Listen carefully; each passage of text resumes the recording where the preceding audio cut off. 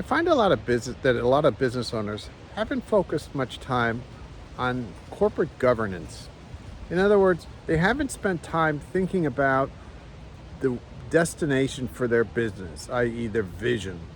They haven't really clearly defined a mission statement which details how they're going to get to where their vision is. And thirdly, they don't have a set of core values.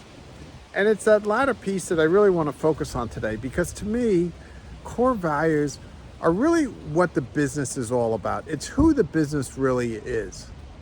Core values to tell me what characteristics, what values are important to the company.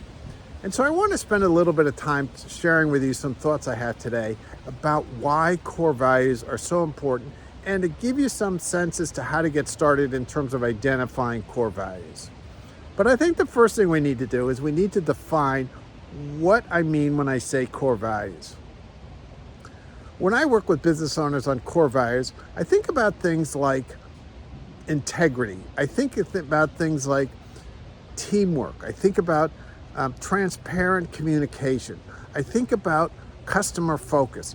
These are the things, the values that companies hold to be critically important to them.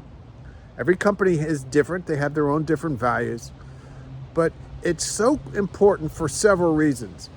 The first is that these are the guiding principles that shape the culture of your business.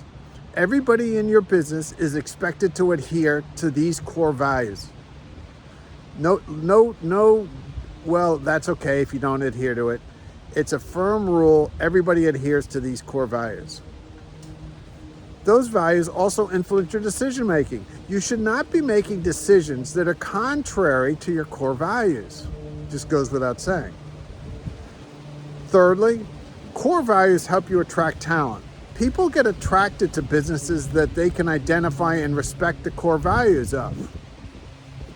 And that in turn means that you lead to a stronger business. You have a stronger sense of identity in your business because everybody is pulling in the same direction and has the same values. You don't have a fractionalized workplace. Everybody is focused on the same core values. So having core values is critically important. So then the next question is how to develop them. Well, I suggest a couple approaches. One is that you take key members of your team and get together and sit around a conference room and just identify all the possible core values that you might want to establish for your business. And then start narrowing that list down. I've seen as few as 4 or 5 core values on a business, all the way up to about 17.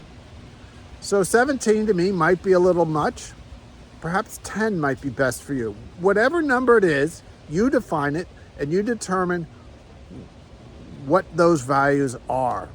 And once they're determined, you need to make sure that every employee in your company adheres to those and knows the core values. And in fact, a great idea is when you start meetings with your employees, each meeting should identify one core value and discuss it so that everybody understands when we say core value 1, this is what we mean, and this is what you mean, and this is why you're serious about everybody following that core value.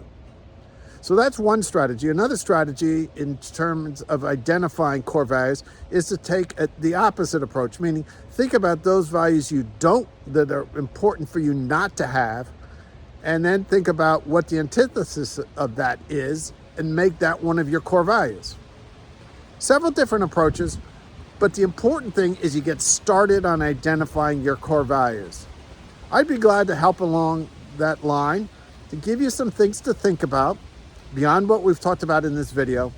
Just click on the link below and let's schedule time on my calendar, 30-minute, no cost, no obligation strategy session, and I'll help you think about your core values. All the best to you. I look forward to talking to you.